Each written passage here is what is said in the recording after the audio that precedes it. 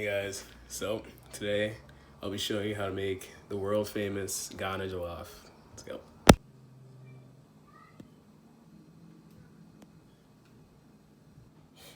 I swear this is the worst part. Always gets me crying. Kind of onions.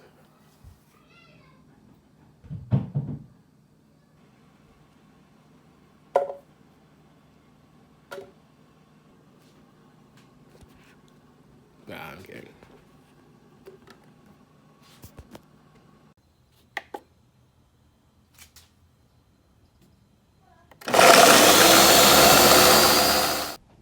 Alright, so while that's blending, I like to turn on the stove and get the pot ready. Right now it's dry, making sure there's no water in it. Now there's oil in it, and usually I use vegetable oil, but you can use any oil of your choice. So now we have the tomato paste, and I take about 3 tablespoons to make about 6 cups of rice. So if you want more rice, then you take a little bit more for the tablespoons, and now we're gonna add some water to it. The amount of water usually varies. It's kind of a guessing game, but we want to add a certain consistency. As you can tell, this is too thick. This is more like paste for spaghetti or pasta. So I'm gonna add a little bit more water. It's getting a little better, but it's still too thick. So I'm gonna add some more. And now, after I mixed it, we're at the consistency that we want. Not too thick, but also not too watery, because you don't want just water. So yep. Now we're gonna take our blended tomatoes and onions and all that. Right when the fire's nice and warm, put it in, or the pot's nice and warm, and put the rest in. And once we put all of it in, want to get it all around, so not all of it's stuck in one place. And yeah, during this time, usually that's when I do the tomato paste, because I let the onions cook for like about 10 minutes until it gets like a nice brown or color. And once it's that color, you pour your tomato paste in. And once you pour it in, of course, you're gonna want to mix it too. Get it all over the place.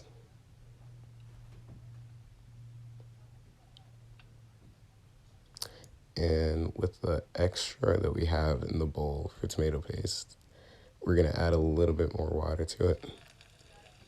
And then we're gonna add that to the rest. And your goal is to just get as much tomato paste as possible. You can see the bowl is pretty clean now. And yeah, now these are spices. We have salt, cumin, curry, and cayenne pepper. I don't really take too much salt, so I mean, it varies. With the spices for these, it's really up to your own discretion. And of course, when you watch the video, you can see how much of each that I take personally. But this really is up to you for how much you want to take.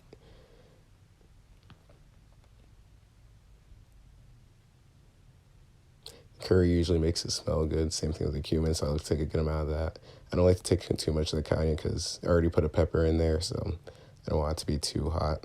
So I only take a little bit. So yep, now mix up the spices together, and we just let it sit.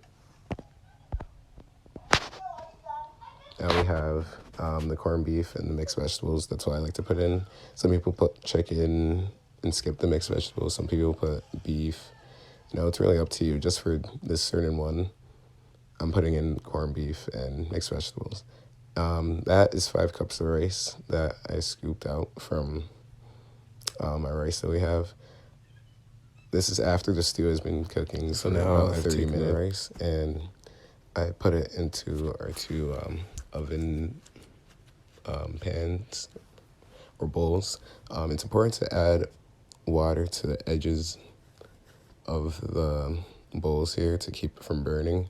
I also added some more water to the middle parts.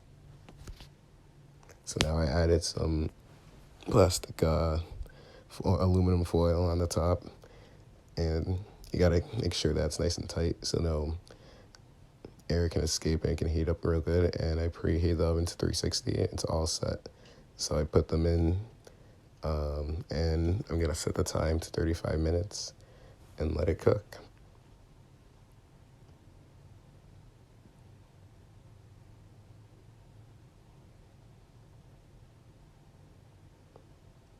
So now after 35 minutes, I take a look at our final product. There it is, guys, looking very good. And here you can do a taste test, see how you like it. Sometimes the 35 minutes isn't enough. And how you know is if the rice is too hard. You want your rice to be soft, so it's good to taste it out and see.